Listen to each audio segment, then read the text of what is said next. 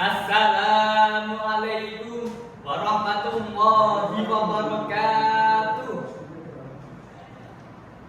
Yang terhormat Dewan Juri yang arif dan bijaksana, yang saya hormati para hadirin hadirat yang berbahagia. Tak lupa teman-teman semua yang saya sayangi dan saya banggakan.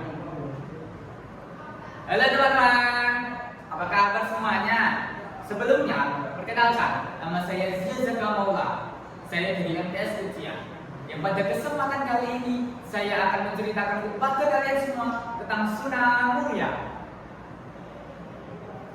Pada suatu hari, ketika Sunan Muria sampai di tanah Jawa dengan sahabatnya, ia melihat dua orang nelayan. Dua orang nelayan itu terlihat kebingungan karena ikan hasil tangkapannya sedikit. Setelah ditelusuri dan bertanya-tanya kepada para nelayan, ternyata para nelayan itu memiliki hutang yang cukup besar kepada Sunan Marto. Dan Sunan Muria pun mengusulkan untuk membeli semua ikan hasil tangkapannya. Namun, para nelayan itu merasa ragu karena ikan hasil tangkapannya akan diberikan kepada Sunan Marto untuk membayar hutang-hutangnya. Dan takut karena buat Sunan Marto menganiaya mereka. Sunan Muria pun menyatakan mereka karena tidak perlu takut bahwa Sunan Muria yang akan berbicara kepada Juragan Marto. Tak berapa lama, kedua anak buah Juragan Marto mendatangi para nelayan itu lalu berkata, "Hei teman, tangkapanmu hari ini cukup menarik juga ya. Cepat serahkan pada kami." "Jangan ambil semua kan. Hutang sampai sudah menumpuk banyak kepada Juragan Marto. Ingat itu." "Tolong Den, tolong." "Hei, orang urus."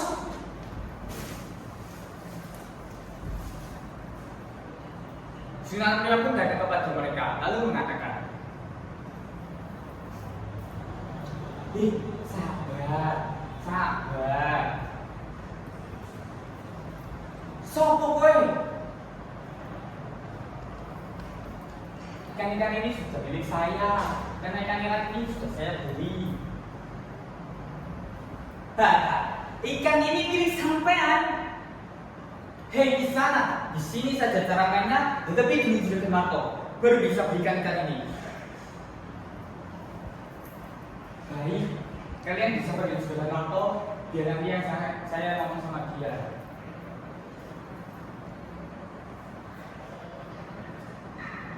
"Sebelum menghadapi Juragan Marto, hadapi kami dulu."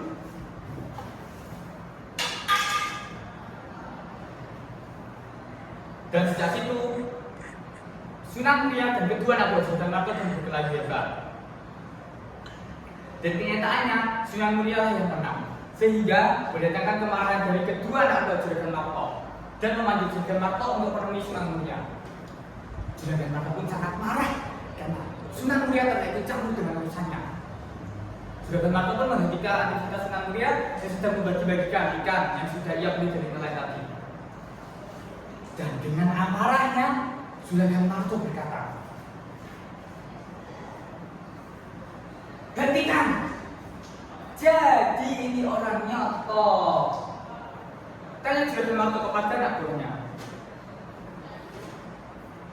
"Betul Juragan Marto, dia yang menentang Juragan Marto." Sunan Muria pun menjawab, "Maafkan aku, saya hanya ingin membantu para nelayan ini, karena para nelayan ini sudah sangat tercekik dengan apa yang saya buat." Semua nelayan pun setuju atas pendapat Sunan Muria. "Siapa kamu? Berani lancang terhadapku?" "Saya ini bukan siapa-siapa. Juragan saya sama dengan juragan yang sudah ada di dalam Al-Quran. Sudah dijelaskan, jika kita mendapatkan uang riba, maka kita akan kekal di neraka. Na'udzubillah min dzalik."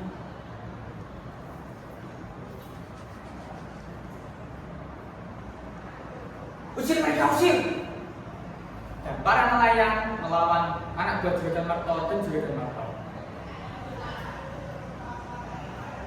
Dan sejak saat itu, para nelayan, petani, serta para pedagang telah menjadi santri-santri Sunan Muria. Saat malam tiba, ketika Sunan Muria ini memberikan ajarannya tentang agama Islam, Sunan Muria merasa kebingungan karena ia tidak memiliki tempat yang lalu untuk memberikan ajarannya. Karena tempat yang ia miliki sudah milik menjadi Juragan Marto. Tak disangka ada salah satu santri Sunan Muria yang mengusulkan untuk membuat padepokan di atas lereng Gunung Muria bekas kakek buyutnya dulu.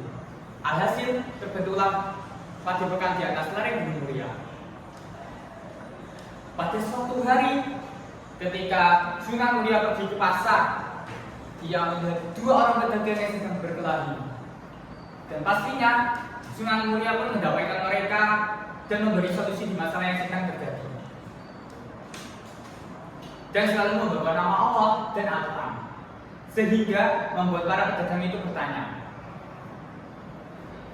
bagaimana aku bisa mengikuti ajaranmu? Sunan Muria pun menjawab, dan kamilah ke tempatku di lereng Gunung Muria, siapa yang ingin mempelajari agama Islam.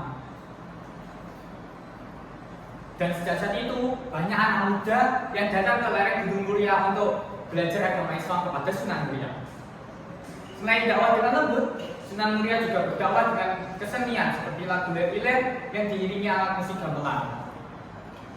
Di sisi lain, Juragan Marto punya kebenarannya akan sangat parah karena harus mengikuti ajaran Sunan Muria yang menurutnya adalah ajaran sesat. Dan ketika Juragan Marto menyusuri lereng Gunung Muria, dia tidak menemukan apapun. Dan sejauh apapun dia mencari, dia mungkin tidak pernah ditemukan. Dia hanya mendengar awan harimau yang sedang berkumpul. Karena ketakutan, Juragan Marto pun terjatuh di lereng itu. Di sisi lain, Sunan Muria ketika sudah memberikan ajarannya, dia pun pergi dengan cepat. Karena sejak kecil berlari cepat dan memperdalam ilmu dengan ayahnya. Juragan Marto pun melihatnya dan mengikuti kemanapun pergi. Dan bertemulah mereka lalu mengatakan, akhirnya kita bertemu juga. Ingatkan lagi, jangan coba-coba mempengaruhi warga desa ini dengan kata-kata manismu dan ajaranmu yang sesat. Sunan Muria pun menjawab, ajaranku tidak sesat Juragan, tetapi Juragan lain saat ini sedang kesesatan. Tinggal aku Juragan seperti sepak bulus. Aku seekor bulus. Coba kau bisa tidak berubah kami menjadi bulus? Tidak ada yang tidak mungkin atas izin Allah. Coba ubah kami menjadi bulus. Dan terbukti pada akhirnya Juragan Marto dan anak buahnya berubah menjadi bulus. Mereka menyadari betapa salahnya mereka dan menyesali mereka apa yang telah mereka berbuat.